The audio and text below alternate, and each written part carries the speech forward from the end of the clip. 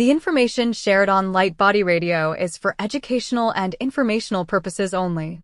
The content of this podcast is not intended to be a substitute for professional medical advice, diagnosis, or treatment. Always seek the advice of your physician, licensed healthcare provider, or qualified wellness practitioner with any questions you may have regarding a medical condition or health goal. Dr. Lara May, her guests, and affiliates do not claim to cure, prevent, or treat any condition and are not responsible for any actions taken based on the information shared in this podcast. By listening to this podcast, you acknowledge that you are responsible for your own health decisions and that any actions you take based on the content are at your own discretion and risk. Thank you for tuning in to Light Body Radio.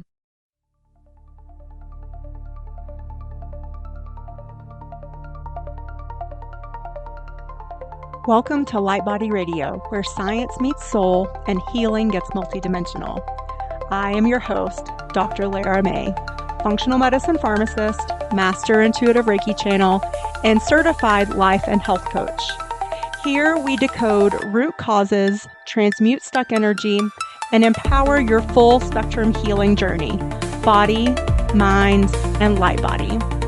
This isn't just wellness, it's awakening, grounded in science, guided by spirit, and designed for your evolution.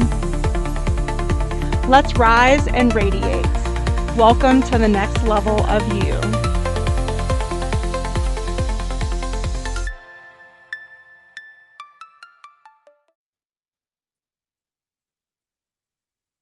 Hello and welcome to Light Body Radio. I'm your host, Dr. Lara May, and today we have with us Elizabeth Bruckner.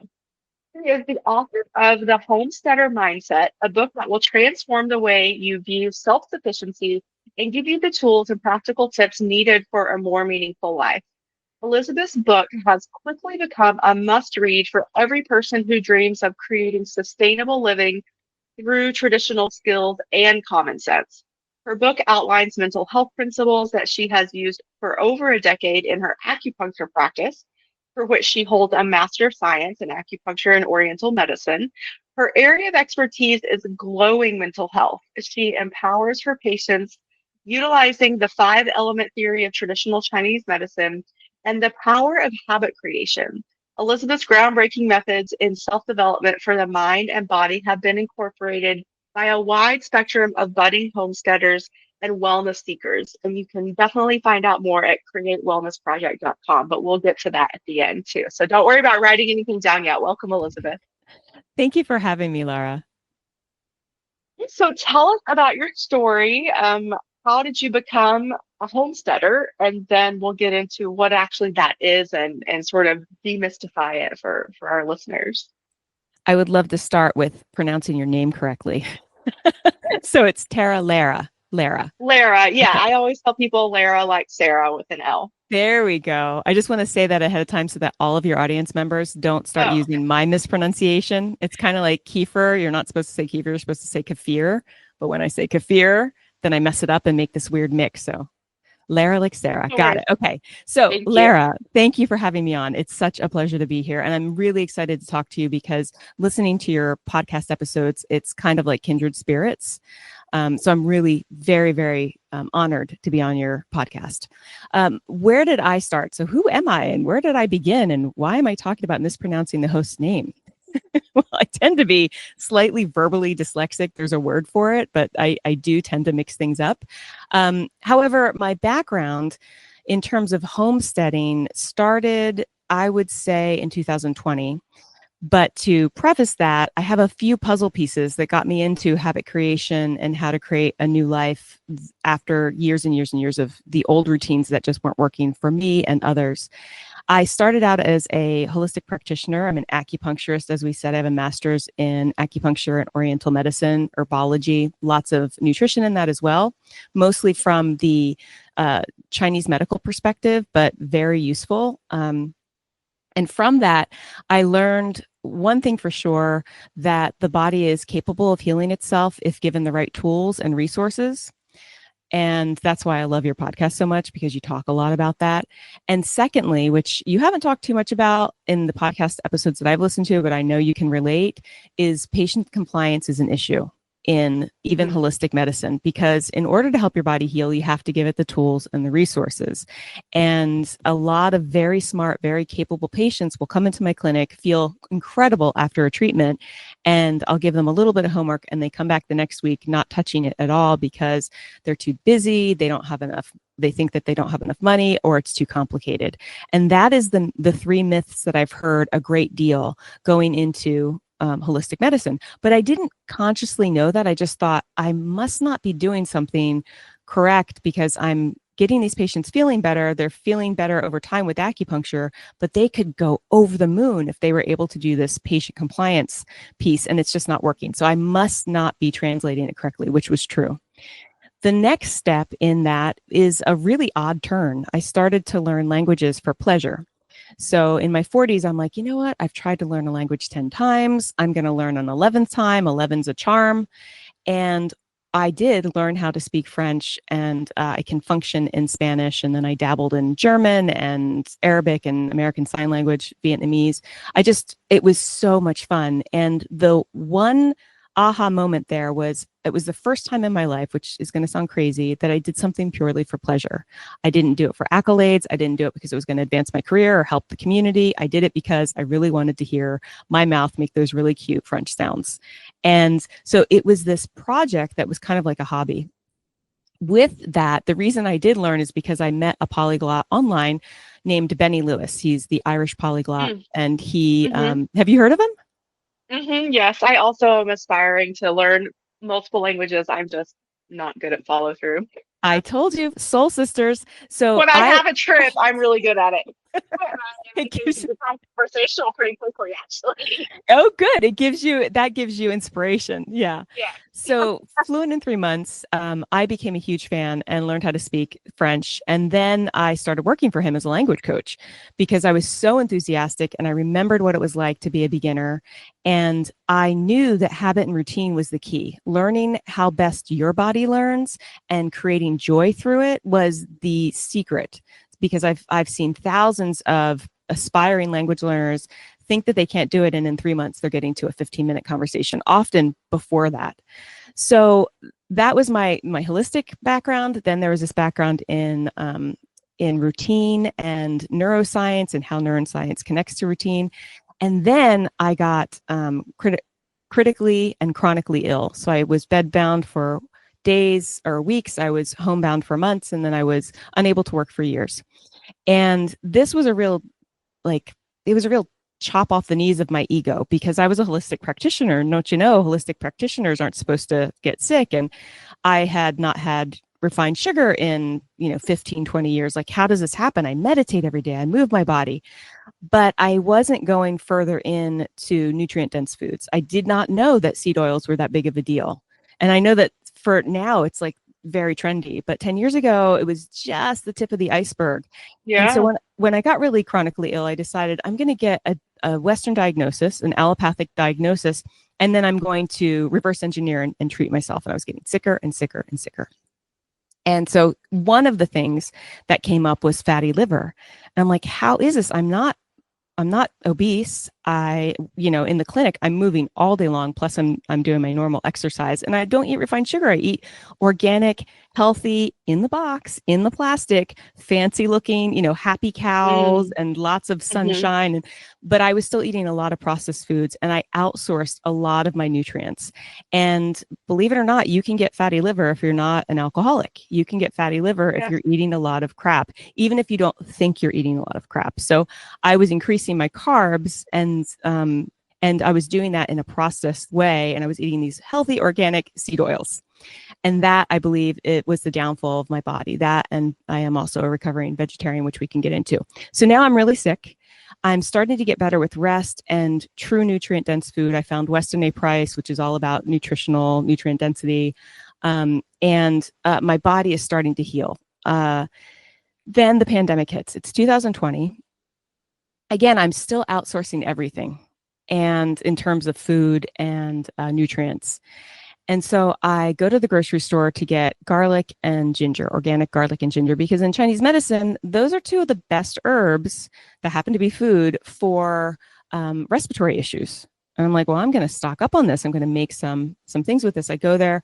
The produce section is split in half. Half of it is gone. It's now all boxed foods. Like they just made it into processed foods because not enough people were buying it. And the few people that were there emptied the shelves. They emptied Oh all of gosh. the garlic and ginger, among other things. You remember, there were empty shelves.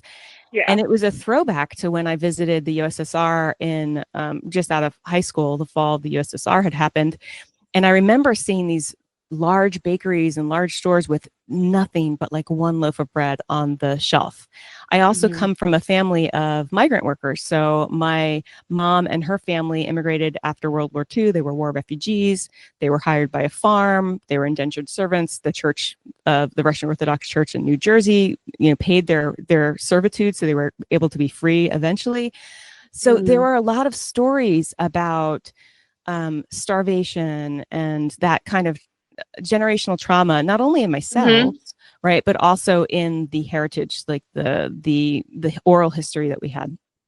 So I was freaked out. This is all to say I was freaked out. I came home and like, they don't have food in the stores and it's freaking me out. My husband said, well, why don't we try growing our own food? And I kind of hesitated, did a little slow blink, and was like, have you met me before? I mean, we've been married for 15 something years. Have you seen the plants that have survived with me? Oh, right. There are no plants that have survived with me, except for jade and the snake plant. But those things, I mean, please. I've killed morning glories. I've killed a lot of other crazy, easy to grow things. However, that idea that a wise friend once told me, which is the prescription to anxiety. I was going to say the antidote to anxiety, but I tend to say that I mix it up. The antidote, instead I say the anecdote. And so it's not a Mhm. funny story about this. So the prescription to anxiety is action. And so I decided, well, I'm going to learn how to grow my own food. And so at the same time, I started going, I'm going to also, because now I know that nutrient dense food is important, I'm going to stop outsourcing. I'm going to learn how to cook. This is, in my late 40s. I'm waking up from this Rip Van Winkler coma that I had been in my illness. And I'm going, okay, I'm going to start doing really easy stuff. So I started looking for recipes that only had 3 steps. It's amazing how many recipes you can find that are only 3 steps. And then I started fermenting my garlic and my ginger when I could get it. And I just slowly built up. And so I started going on YouTube, which I learned in language learning has a lot of useful stuff. I mean, your podcast is on there. I used to think it was just makeup and funny cat videos, but there's a lot Mhm. there. It's kind of like having a really smart aunt or uncle on your side. And so I started looking into fermentation and looking into the science of growing your own food and how the microbiome is important. And what I kept hearing was, well, as a homesteader, I ferment my food, blah, blah, blah. And I'm like, homesteader, what is, like, is it Little House on the Prairie? Are you fighting off bears with a rifle? Like, what is homesteading? That's what I assumed it was. And Mhm. instead, I learned that modern homesteading is a completely different concept. So all those puzzle pieces to tell you that's where I am now. And the last bit is when I love when I learn something that I find very valuable, I love teaching it, which is why I started coaching and language learning, and which is why I wrote a book about homesteading. Beautiful. Wow, cool. So let's talk a little bit more about the modern homesteading and like let's distill. So do you need like a whole bunch of land to be able to do this? You don't. I would say that in a nutshell, modern homesteading is a practice of cultivating resilience through a more intentional way of living. So it Okay. involves reducing toxic load in our homes, building our gut microbiomes through nutrient-dense food, growing edible landscaping, and most importantly, connecting more deeply with our innate resourcefulness. Like this idea that the power, it's kind of like Dorothy clicking her heels, like you were home all along. The power that we have has Mhm. been here all along. And so this idea of you need to have 40 acres and a mule or just 40 acres is completely contrary. Yes, some people are 100% off grid. I actually met someone recently in Orange County yesterday. She's a friend of mine, but I've never been to her house. And she is slightly off grid. She doesn't have plumbing. She uses compostable toilets. Mhm. And I mean, it's really wild. So you would be amazed that this is happening in the suburbs of Southern California, which is where I am. And as for me, I'm surrounded by concrete and sidewalks, and there's lots of telephone poles and electricity, and I don't have much land. And when you drive by my house, I look like every 1950s bewitched sitcom. Like everybody looks like they're from the Bewitched 1950s households here. And you wouldn't know when you're driving by my house that 90% of the plants in my garden that you are looking at that are just landscaping are edible. And so you can do it you can do modern homesteading in an apartment in inner city. You can do it in the suburbs. You can do it in something with a lot of land, which is in the book. I actually have 3 types of characters that walk you through exactly how you can do in each one of those areas. Ooh, that's so cool. I think it's really interesting too that it didn't take very long for most of us to become very disconnected from the land and from knowing where our food is coming from and how it's grown. I mean, I grew up, we talked a little bit about this before the show, but I grew up in East Tennessee. My mom's family, half is from Virginia, half is from Georgia, both sides farmers. Um, and so I grew up with grandparents that still, they might have like moved to the suburbs, but they still used every inch of their land to grow their own food as much as possible. Um, but and then we did a little as I was growing up, but still there was I mean, with both parents working in the 80s and 90s, like there was a lot of boxed food. There was a lot of, like microwave food, like, oh, like let's just do something quick because, we're busy Western people. That's right. So, and then, if you think about too, like just the Industrial Revolution. So there's not that many generations separating us from this lifestyle, but it has become such a huge impact on not only our culture, but our mindset, and then of course our health. Yes. Even if we look at where do we get our meat, and it's funny, I was listening to this book called Dissolving Illusions. It's actually about the history of vaccinations. But a lot of it talks about food quality, specifically meat harvesting in urban areas at the turn of the century, and how that actually drove a lot of the communicable disease. And so as our sanitation got better, the diseases waned, and it might not have necessarily been these so-called vaccinations that were being, pushed by a certain group of people. So it's very interesting, especially as a pharmacist, someone that was, I'm certified to give vaccinations, but I do think we need more transparency and better studies, actually studying what we're putting on the market. That would be wonderful. So anyway, I've diverted a little bit, but, just this concept of like knowing where is our meat coming from, what, and our food in general, whether it's the eggs, the milk, water, or not waterfowl, it could be waterfowl, but like chickens, cows, goats, sheep, whatever it is. How was it raised? Where did it come from? What can you do for yourself so you don't have to, number one, be dependent upon a grocery store if something like that happens again, or, and like what's being put on it or not. So I think that's a huge piece too. Like even when we're buying, there's a reason that the EWG puts out their Clean 15 and their Dirty Dozen list every year, because that's how prevalent it is that even when we're buying the healthy foods, and I'm saying that in air quotes, at our grocery stores, there's still a lot that we need to keep in mind in order for us to not get sick from them. And I'm talking like long-term chronic sick. So anyway. Yeah, no, you're not diverting. I think this is really important. What is it? The Secret Life of Grocery Stores, I think I just finished reading. It's something like that. And it talks even about organic food, that there are apples that are put in like ethylene chambers. I don't quite know the chemistry behind it, but ethylene, yeah. It's ethylene, the growth hormone that helps them ripen, yeah. Thank you. And so they put them in these chambers that help, like, hinders that. And so you've got this zombie fruit where it's not ripening for sometimes years. Like sometimes you can get an organic apple that's been in a storage unit for a year and a half. And I call it zombie food because it's not alive and it's not dead. What is it? And what are we putting into our bodies? And now there's a new thing that's coming out. I believe Bill Gates, it's something to do with Bill Gates companies, and it's called Apple, Appel. And it's a coating that they can put on organic fruit without it being labeled as such. So it's still going to be considered organic. You're thinking it's pesticide free and chemical free, and yet it's going to have this coating. So this idea of trusting our grocery stores it's out like this week or something. That's why you're probably looking like, oh, I haven't heard of this. And, not a lot of people are mentioning it. I mean, I don't know everything, so I'm always like excited to learn from my guests too. So that's definitely something I want to look into. Yeah, Appel. What I will say, because I don't want to be a doom and gloomer for sure, and what I will say is we started, and my grandmother too used to raise chickens and slaughter them herself in a very humane and loving way. These chickens were free, like they were just free range before free range existed. My oldest brother, who's 11 years older than me, was raised on raw milk from a dairy cow that my grandmother owned.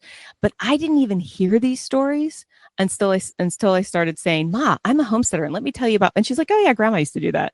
But by the time I met my grandma, the language barrier, she spoke Russian, she was from Belarus, was so intense that I never got to know her, and she had had a stroke. So I didn't learn any of this old world stuff. And then the 80s and 90s, man, were all about produce and be productive and be working and create. And I bought into that hook, line, and sinker.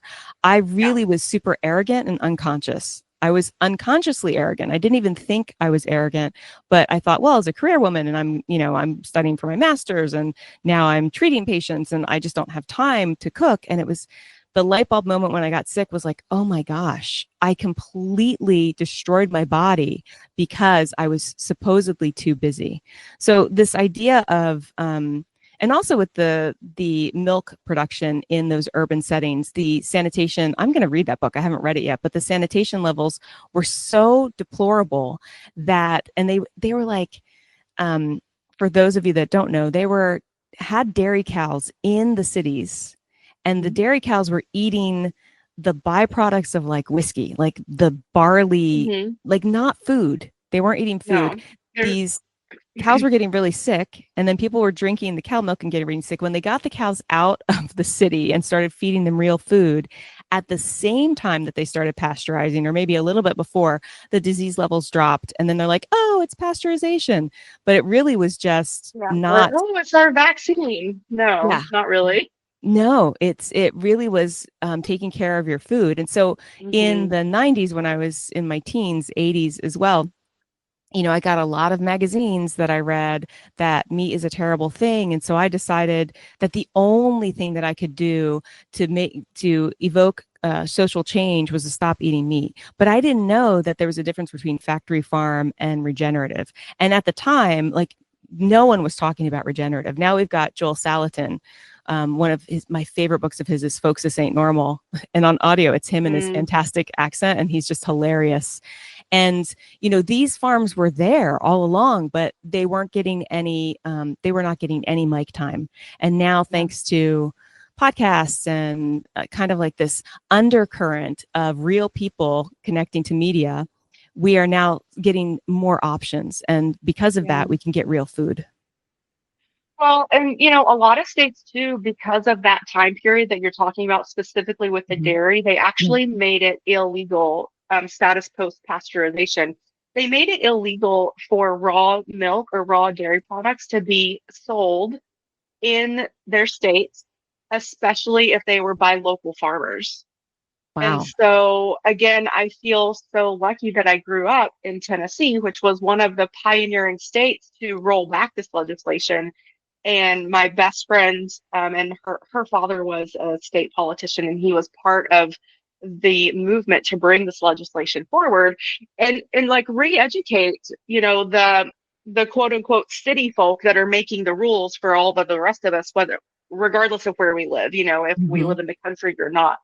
And so understanding that, yes, it can be healthy, that, dispelling all of these things that, again, we were taught, whether it was in school or history class or whatever, science class, but there was an element of truth, but it wasn't the whole truth. Yeah. And so realizing what the reality actually was, and that there is a happy balance. It doesn't have to be one extreme or the other. That's right. And that's what I love too about this whole concept of modern homesteading, is that, like we talked about before, like you don't need 40 acres. You don't even need, 5 acres. You can do this, in your urban environment or suburban environment, just by choosing strategically and intentionally what you're going to do with what land you have, even if that's containers. And I live in, Lake Tahoe area. So my house is like right at 5,900 feet of elevation. And we have fantastic winters. That's why I live there. We live for the snow. However, that really shortens our growing season. Mhm.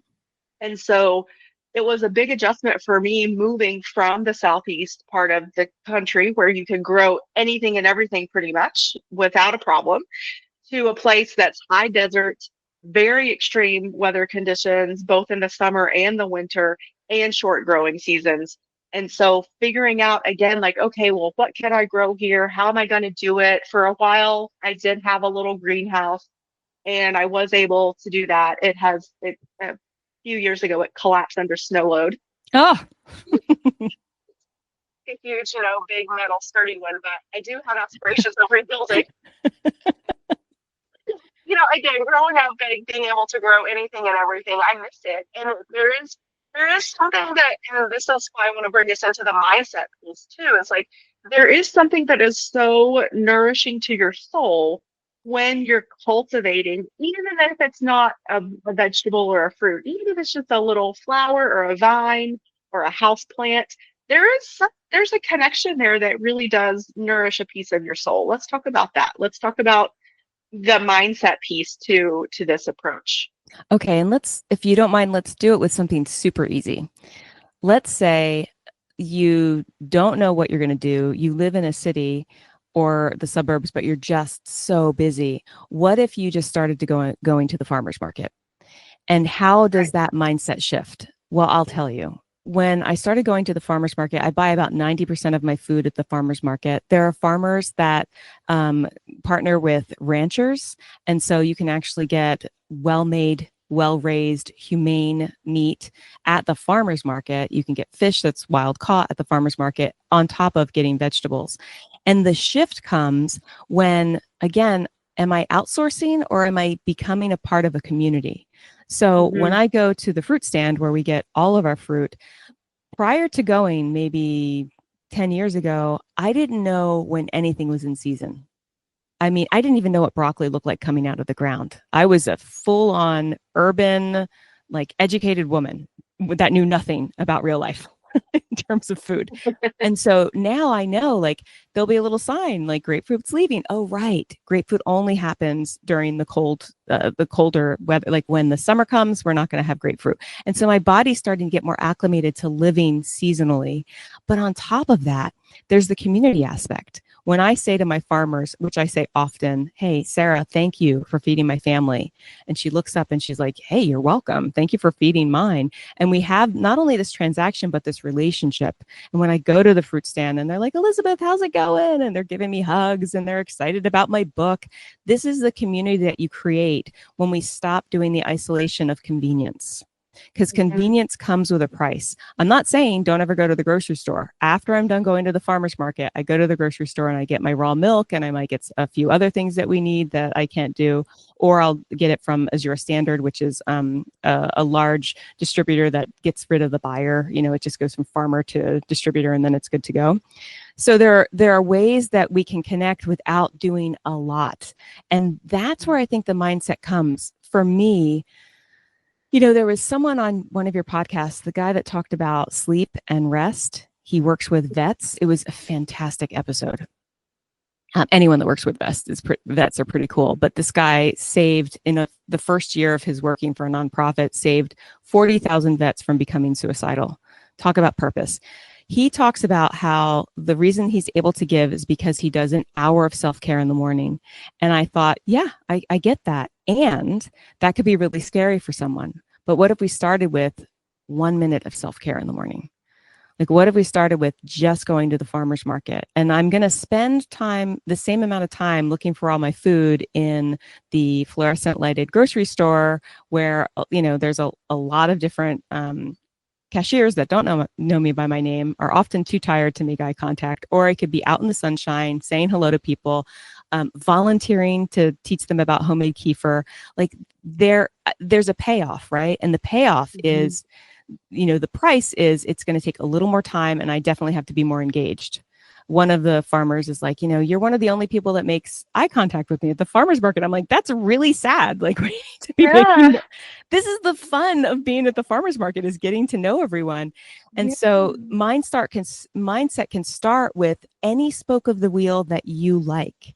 So for me, fermentation just floats my boat. I love fermentation. Maybe it's my Slavic background. I don't know, but I love hearing things bubble. I like that the nutrient density increases, the bioavailability increases. There's all these types of wonderful microbes that now make a happy home in my gut. But maybe that's not your thing. Maybe you really want to just grow pretty flowers. Well, you could pick edible flowers to grow. Or maybe you really just want to learn how to make fast food, because I can't believe the amount of healthy fast food that I can make. So you pick a spoke and then you build on it. And I would say in 5-minute increments, so that you're building on those successes. That's where this idea of mindset can change your life. So it's, again, figuring out, number one, what interests you and what direction you want to take it, because there's so many different directions that are possible, which is also wonderful. And then, like, again, figuring out just the steps to implementation and working those into what works for you. And so, yeah, I mean, that's a message that we talk about a lot on this show in a myriad of ways. But I think it's definitely worth reiterating that we're throwing ideas out there to see what you guys will, or to encourage you to hear something that perks your ears up and gravitate towards that, because maybe it's your curiosity, maybe it's your intuition saying, "Ooh, hey, that sounds interesting. What about that? Maybe that could fit into my life." Maybe it's just a matter of buying some organic seedlings at the farmer's market and putting them in some containers on my balcony in my apartment. Or, which is funny thinking back on it, that I used to do that when I was right out of college. I actually worked in an ornamental greenhouse, but because of where we were in Central Florida, I interacted with a bunch of different ones. And so one of the perks is that I could go out back and sift through what they were throwing away. And at one point, my balcony on my apartment in Central Florida, like, looked like a jungle. I mean, I had banana plants and elephant ears, and then I had my layer of, little vegetables and, whatever, was available. And if it was free, I would take it home and see if I could, refine it. Yeah, that sounds fun. So, yeah. But again, I think too, I'm glad you brought up the farmer's market, because again, that was when I first moved to the Sierras. Again, like, getting used to a new environment and not knowing what all the tools I had. That's a great way to meet, again, like, your local producers of whatever. It could be honey, it could be soaps and lip balms that are organic and made locally. There's so many things that the farmers market offers. And then, yes, you get to know those people. You also to learn what's in season for your area, because it does differ. Obviously, Central Florida, where, is almost year round, but they also have a citrus season for their winter, like California does. It's you start to learn, and again, re-expose or re-sync yourself with living with those seasons.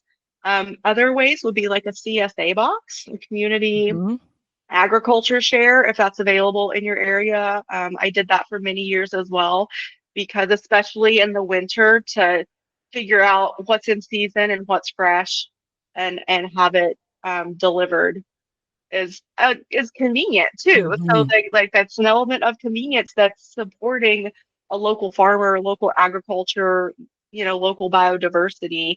That's also helping you get fresh food and vegetables and nutrient dense stuff too. Because again, soil quality, not only how it's grown in terms of, is it treated at all, and what is it treated with, but also like, what is the soil like where it's coming from? And how many nutrients are available for it to actually absorb to then transfer to you. That's exactly right. I think that a lot of times people don't even realize, like when I talked earlier about this coding, APPEL, that is now been, uh, been accepted as legal to use on organic food without labeling. Well, I can guarantee that when I ask Bryson or I'm trying to think of some of the wonderful names, Geo, some of the fellas that work, or the women that work at the farmers market, if I ask them, are you putting this on? They're not going to lie to me, and plus it's such a small operation, these farmers, that you really are voting with your dollars. That's when I first started farmers market to vote with my dollars. And then I got so much more. I got a community, I got education about what happens in the real world. But that zombie fruit that I talked about earlier, that's not happening at the farmer's market. Maybe they picked it the day before or 2 days before, but it's going from their farm to the farmer's market. You're picking it up, and it is more vibrant and it is more tasty. And it's not just because it's organic, it's because it's real food that didn't sit a week in a truck. Yes, for sure. One of my favorite pieces of things or about summer is the fresh tomatoes. And it's because I grew up in a place that had, lots and lots of different types of farms, but fresh tomatoes, there's nothing like them. Mm-mm. And your tomatoes that you find, the vine ripe ones, even if they're in the organic section in the grocery store, just are not the same. They don't have the same flavor. They're not. And what is that saying? I think one of our most amazing tools for deciding whether something is safe or not safe is our nose and our taste buds. If it smells funky, aside from being a funky cheese, if it smells funky, it's probably not supposed to go into your body. And if one fruit or tomato tastes much better than the other, chances are that has way more nutrients than the other one. And some of the tomatoes that they make, first of all, they're all the same size at the grocery store, even the organic ones, but they're making them more fleshy than juicy. So you're biting in and nothing's dripping down your chin. That is not a good sign of a tomato. Like, stuff should be dripping. Right. I grew up in a rural area of New Jersey. Believe it or not, there does exist in South Jersey. And we had farm stands all the time. And so you would pull up and there'd be this giant, juicy tomatoes and whatever else, the corn, like summer corn. Why would you eat any other kind of corn once you had summer corn? And someone was like, what does that mean, summer corn? I'm like, it's just corn that was, grown in the summer like it's supposed to be. It's absolutely fantastic. Yeah, for sure.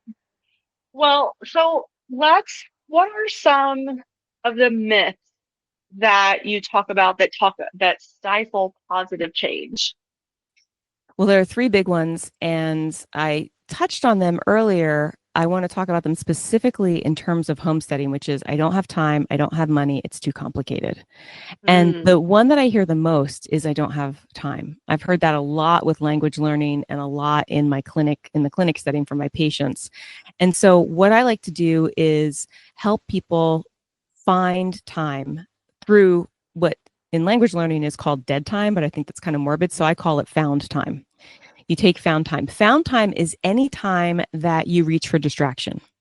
So it can be when you're exhausted, you come home, you're going to make dinner, but first you're going to put your feet up on the couch and you're going to watch just 1 episode of XYZ. And then you end up watching 4 episodes of XYZ and eating potato chips because you're too tired to cook, right? I'm not saying take any of that away. I'm saying for 5 minutes, just do a little corner of your puzzle. So for 5 minutes, learn about healing herbs in the kitchen. Maybe you went to the grocery store and bought a basil plant. Like, there's basil and there's rosemary that's already growing and it's now on your windowsill. Just for 5 minutes, listen to a podcast about the health benefits of basil, or even the folklore of basil, which is really quite amazing. Like rue, there's an herb called rue. It's the herb of grace. So whenever I need a little more grace in my life, I'm going to put a little bit of rue into my herbal infused water. So there's ways that you can do found time. And 2 of the ways that James Clear talks about from Atomic Habits, which is kind of what I translated into homesteading, is habit stacking and habit chaining. Have you heard about this before, Lara? I have, because I'm familiar with the book, but for our listeners, please explain. Okay, I get to be nerdy. I'm so excited. So habit stacking is when you take a habit that you already have and at the same time you do another habit. For example, I wanted to prep for our interview today. So while I was washing dishes and just doing my normal morning routine of making veggies and stuff, I was listening to a few extra episodes of your podcast, just so that I could get a feel. Like I've listened to it over time, but I've been doing a lot of interviews. So I wanted to make sure that I really understood who I was talking to. And so I was habit stacking washing dishes with listening to the podcast. The second type of routine kind of trick is habit chaining. That's when you do a habit before or after a habit that already exists. The beautiful thing is it doesn't have to be a good habit that already exists. It could be you going out and, smoking a cigarette, like your cigarette break. And every time I take a cigarette break, before I do that, I'm going to have a glass of spring water. And so you've habit chained. For me, after washing the dishes, I usually do one homesteading task, one small 5-minute homesteading task. So it might be checking on my fermentation. It might be transferring my kefir into a new jar. It could be something as small as an herbal infusion, which I just talked about. You take water, you put some herbs in, and you let it sit all day, and then you've got this spa experience in your life. So that habit chaining is so remarkably easy. It could be when you have lunch, when you step away for lunch, you're going to do some form of 5-minute exercise or whatever you're doing. I like to look at it in terms of what do I love about homesteading, and let me start with that passion. Just use, like you said earlier, like something that kind of ignites you here. Maybe it's raising chickens. You can raise chickens in your backyard. If you don't have a backyard, you can raise chicken on somebody else's backyard. So I've started sending texts out to my neighbors and being like, anyone here with chickens that wants somebody to help them on their vacations, watch their chickens, so that I can learn about raising chickens. Who doesn't want a free babysitter, right? A free chicken sitter. So these are things that pop up when we're doing those habit chaining, right? Or the habit stacking. And then lastly, function stacking, which is a permaculture term. Typically, it means like if you have a plant in your home, you want it to do more than one thing. So sweet potatoes, you can eat the greens, not actual potato greens. Potato greens are poisonous to you, but sweet potato greens are edible. You can saute them. They're really good for lung health. Or you can eat the potatoes, the sweet potatoes, or you can have it be a ground cover that keeps your soil covered. That's 3 functions. And then they've got really pretty flowers, so pretty purple flowers. So you've got 4 functions in that. You can also do that with just your habits. For example, in the morning, I try to get a little bit of sunlight. You talk about this in one of your episodes too, how important your circadian rhythm is. So when my dog's using the restroom, I will also step out and I'll just water a small patch of my garden. And while I'm doing that, I'm function stacking. I've got sunlight therapy. My feet are barefoot, maybe if I have grass or if I'm on cement. And then I've got this reward of being in my garden when I might be too busy to do it earlier. And then I get a little bit of herbal infusion for easy hydration afterwards. So there's all of these things that you can do to break the myth of I don't have enough time. In terms of I don't have enough money, well, we've talked about you don't have to have land. You can borrow it. You don't even have to get a community garden plot, which I think is kind of weird and HOA. Like, I don't want to have rules about my garden. So instead, if I still lived in an urban area, which I have had for many years, I would go up to, there's lots of dirt plots in San Francisco where they've got a stair stoop and then they've got this ugly piece of dirt. If I walked up and knocked on their door and said, hey, I'd like to make this pretty and we can share the produce, I bet you 9 times out of 10, they would be absolutely, let's do it. And then lastly, it's too complicated. And we talked a little bit about that. I think you can outsource many of your things. Like, I'm not off grid, but I can decide what is important to me. So 48 fermented sourdough for my husband. Yes, please. Am I interested in punching the little decor, the leaf decor on? No, I have no desire to do sourdough ever. But there's a farmer, Gio, at my farmer's market who does 48-hour 3-ingredient bread. And so I can find a way to uncomplicate my life by making decisions based on what really ignites me. Like, I do not buy fermentation from other people because I love fermenting vegetables, but I'm not a big sourdough person. So there you have it. Right. Yeah. No, I love that. And so about your book. So it sounds like your book's not necessarily just for people that want to homestead or are already homesteading. Yes, this book is what I consider a self-development book. I am am a self-help book reading junkie. And so I wanted it to be a book that could help people change their lives in any way that they want to change their lives with the flavor of homesteading. So it'll walk you through what it's like to be in your 20s and working poor, which is what I was, and learning how to create a life that could be based solely on, I want to be happy. How do I be happy? Or, and a lot of times, like you said, homesteading has this feeling of fulfillment and purpose because we're more connected to who we are. And so this book, for me, I didn't start with the problem, like most self-development books. Here's how horrible your life is, and I'm going to make it better. Instead, I just started, the entire book is about solution. This is how these folks change their lives, and you can too. So there's a lot of inspiration that I found so like happily surprised that my readers would call me and be like, I started a garden. I went to a garden class, or I bought some basil. And I'm like, really? You did all the nerdy things that I love doing? And so it's delightful to see people change their lives just with the inspiration of reading a book. For sure. Well, I am so grateful that you wrote the book because I love it too. And it's on Amazon? It is The Homesteader Mindset by Elizabeth Bruckner. Cool. And then you were also generous enough today to provide a free gift for our listeners. What is that about? That's right. I am generous and I do love giving. It is a habit tracker. So it's the Homestead Habit Tracker, which you can use for non-homestead habits. And you can receive this. It also talks about three tips and tricks to create habits that are sustainable and that are doable and that are under 5 minutes. And then you've got the tracker that you can print out and use, or you can use as a PDF. And you can get this at my website by going to www.createwellnessproject.com/gift, GIFT. Beautiful. And that link will live on our show notes page as well as the link to your book. Hooray. So if you're out there driving, obviously bookmark this to maybe revisit if you want to, but also know that at drlaramay.com/podcast, all of the show notes live there, and just find Elizabeth's beautiful face on our website to know which episode is hers. Her name will also be on it too. It won't be hard to find people, I promise. Anything else before we finish up today that you want to bring forward for the listeners? I think if I could just give you one piece of advice, go where the sunshine is. So if something ignites your spirit, that sunshine, go there. Mm-hmm. I love that for sure.